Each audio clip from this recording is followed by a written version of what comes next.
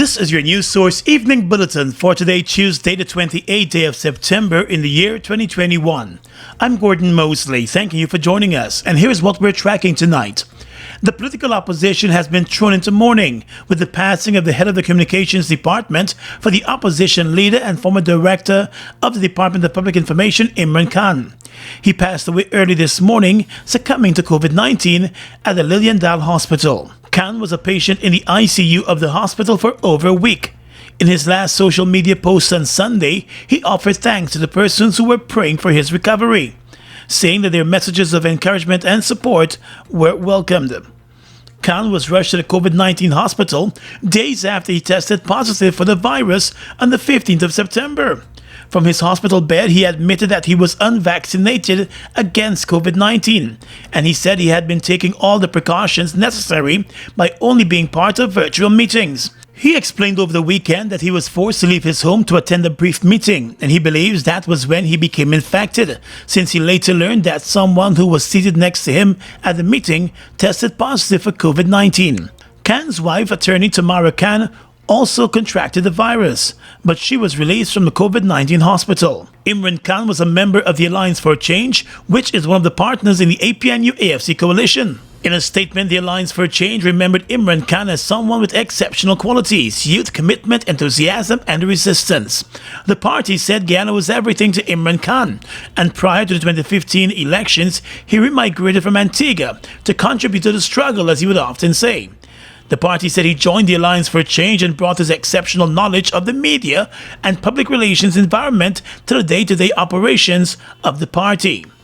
The party also said, most importantly, Imran Khan loved the simple things in life, gaffing with ordinary citizens wherever he encountered them, and he was a true friend to many. Opposition leader Joe Harman in a statement said Imran Khan's sudden death is a terrible shock to everyone.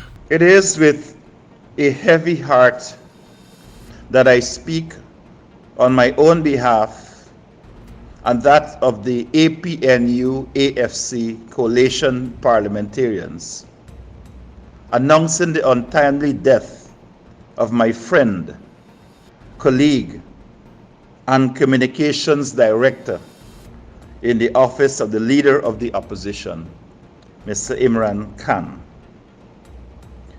Until yesterday, Imran, communicating in our MP's WhatsApp chat group, was upbeat, asking for someone to sneak in a fruit salad for him and praising the value of coconut water.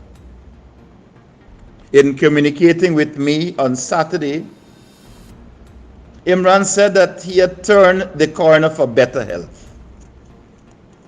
I assumed, as many of my colleagues did, that Imran would have made his way out of the infectious disease hospital within a short time.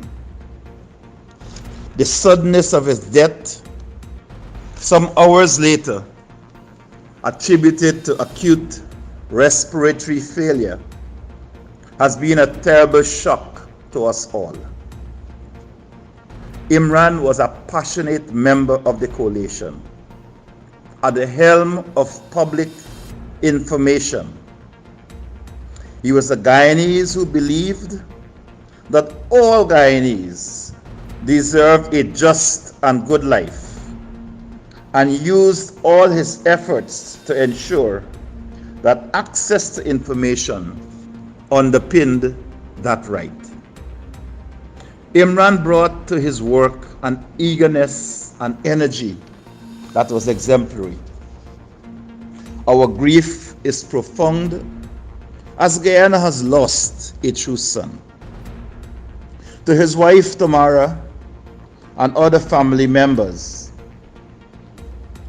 I express deep condolences and pray that God gives them the strength to deal with this loss. And chairperson of the People's National Congress Reform, which is the largest party in the APNU-AFC coalition, Waldo Lawrence, said that Imran Khan worked diligently in public service as director of the Department of Public Information and subsequently as head of communications in the office of the Leader of the Opposition. She said he leaves an enduring imprint on the lives of all those who had the opportunity to interact with him. In his earlier career, Imran Khan was based in Antigua, where he worked for several years as the head of public information for the West Indies Cricket Board. Our condolences to his wife and other relatives and colleagues. More news coming up in just a moment. It's been a long time coming. Overdue, some might say. But now that it's here, it will change life forever. And it is here to stay. The future is now. Transforming Guyana into the 21st century.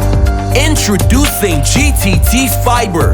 Experience internet connectivity like never before. Speeds you deserve at prices you can afford from a name you can trust.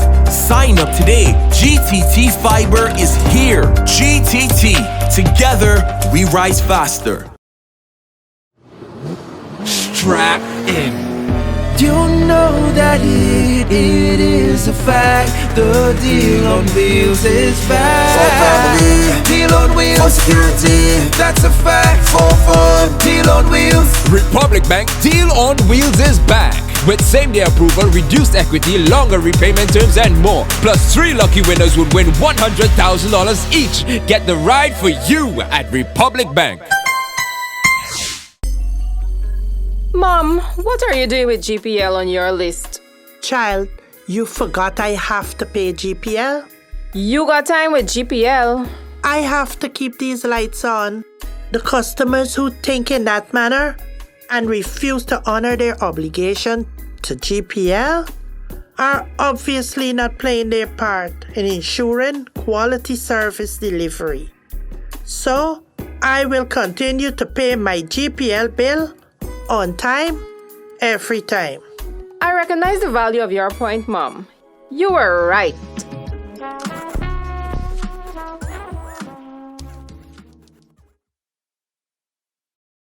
We've got exciting news! All 12-ounce yellow cab Buster are now only $100. Buster, live in Come full get color. your Buster, Buster $100. Come get your Buster, Buster $100.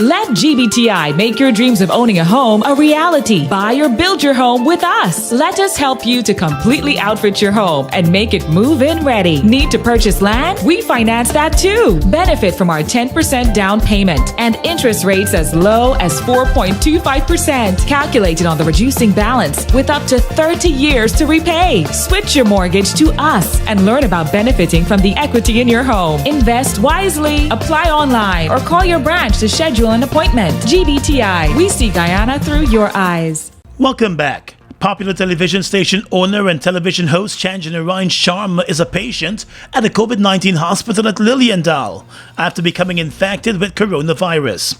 The 73-year-old founder of the Justice for All party is fully vaccinated, according to his wife Savitri Singh.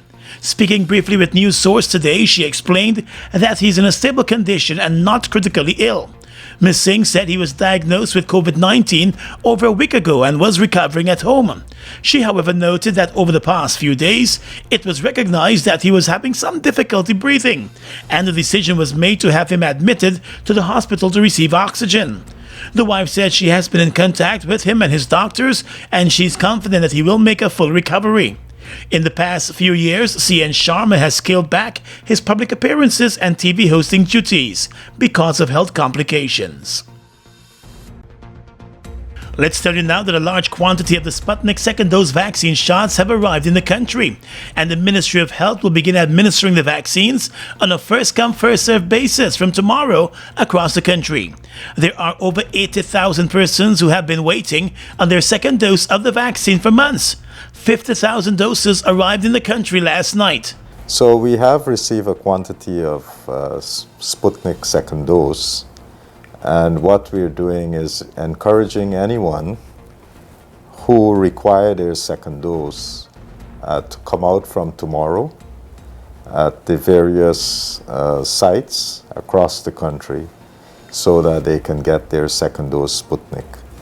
We know that there are a number of persons who are waiting, and so what we'll be doing is a first come, first served basis. So you come out, you get your vaccine, and you know, so I want to really encourage people, use the opportunity, come out, get the vaccine so that you know, you can be fully vaccinated.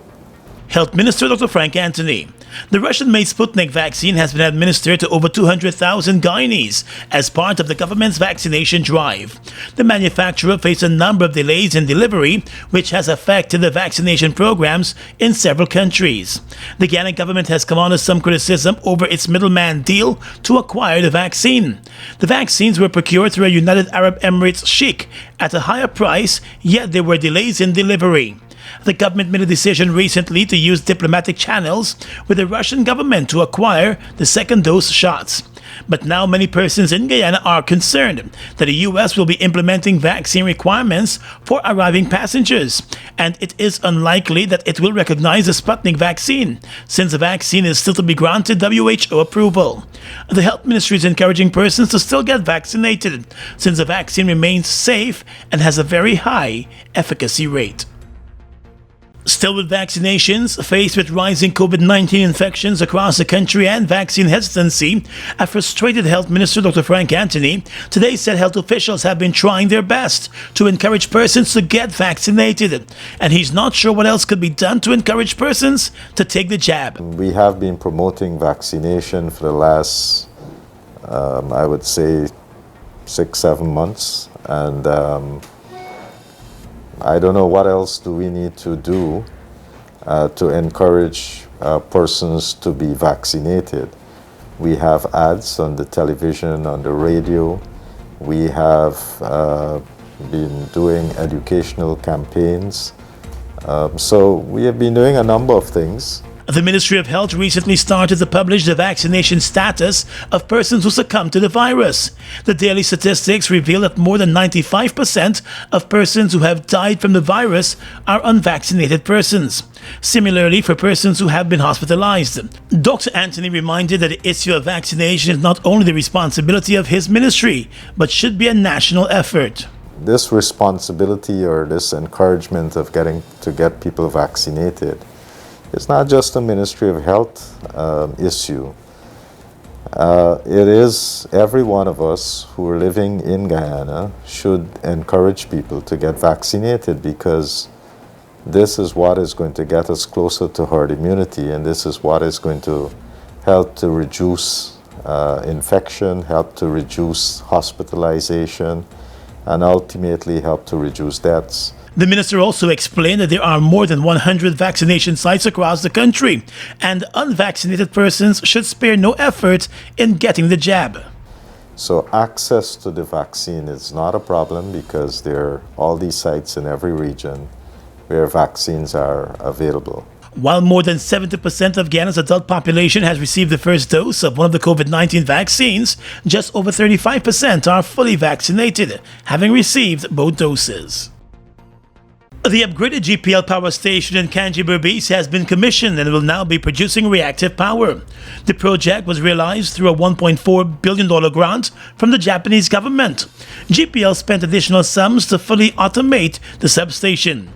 Prime Minister Mark Phillips said the upgrade will improve the reliability, stability, and efficiency of GPL's power system, and is one of many steps towards the overall advancement of the country's power supply. This upgrade will provide reliable, stable, and efficient power in our system,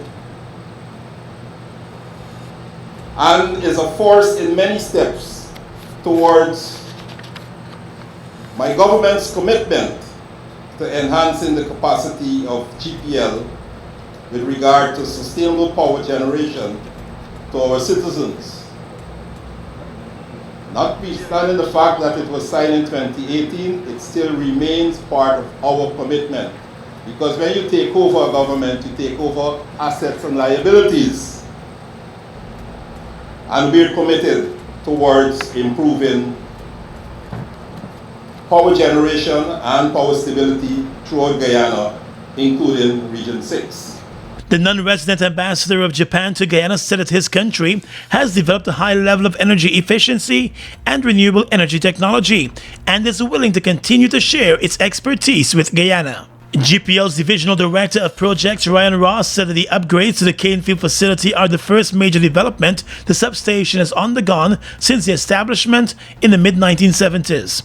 He said, too, that this is the first time that GPL has installed reactive power compensators in its transmission network. Reactive power compensation is a load and voltage support mechanism that contributes to energy conservation. The upgrades also include a new master control building, installation of modern equipment, the extension of the facility, and the distribution upgrades within the interconnected system. Work began on the project in early 2019. Director of Tourism Carla James has parted ways with the Guyana Tourism Authority, triggering a search for a new head of the tourism body. When contacted today, Ms. James said she's no longer at the Tourism Authority. She offered no other comment. Chairman of the Tourism Authority, Aubrey Major, said the board recently received the resignation of the Director of the Tourism Authority. He said that resignation was accepted. James, who served as a Deputy Director for a number of years, was appointed in May last year, succeeding Brian Mullers, who did not seek a renewal of his contract when it expired. At the time of her appointment, the Tourism Authority boasted that she was unanimously identified as the superior and most suitable candidate at the end of a rigorous 4-stage selection process. She was also described as having a depth and breadth of managerial and industry experience in the tourism sector. Her selection at the time was praised since she became the first woman and first indigenous person to head the Guyana Tourism Authority, which falls directly under the Ministry of Tourism. You think about looking fly? Let me tell you where to stop by. Braiders Hair Store, they got you. Braiders Hair Store, they got you. They got the expression braids, natural twists and water wave, new locks, afro kinky, butterfly locks, and so much more. Come and get your braids right here now. We got any length you need, any color that makes you happy. Braiders Hair Store, 236 South Road, Laceytown, Georgetown. Give us a call on 227-0554. Come and get your braids right here now. It's one of your biggest goals, getting your own home, where memories are made, where happiness lives. You may feel that home ownership or renovation is beyond your reach, but we at Republic want you to know that there's always a way. Ask us about our suite of mortgages. Let's help make your housing wishes come true. Or advise on how the equity in your existing home can finance other dreams and goals. Call or go online to learn more. We've got exciting news! All 12-ounce yellow cab Buster are now only $100. Buster, live in Come full get color. your Buster, Buster $100. Come get your Buster, Buster $100. We are legions of men standing strong, but never too proud to stoop and help someone. We must send a clear signal to all. Do right, walk in upright ways, knowing that's what being a man is all about. And ever aware that things will only get worse when good men do nothing. Stand strong, be the one to live right. It's been a long time coming. Overdue, some might say. But now that it's here, it will change life forever. And it is here to stay. The future is now. Transforming Guyana into the 21st century. Introducing GTT Fiber. Experience internet connectivity like never before. Speeds you deserve at prices you can afford from a name you can trust. Sign up today. GTT Fiber is here. GTT. Together, we rise faster. Fuel it up and drive, super 95. Fuel it up and drive, super 95. Protect your fuel system, boy. High mileage and performance, boy. Guy Oil Super 95 gasoline gives you more reasons to drive and is available at 56 service stations nationwide. For affordable price, high performance, and high mileage, choose Guyana's Super 95 gasoline. Fuel it up and drive!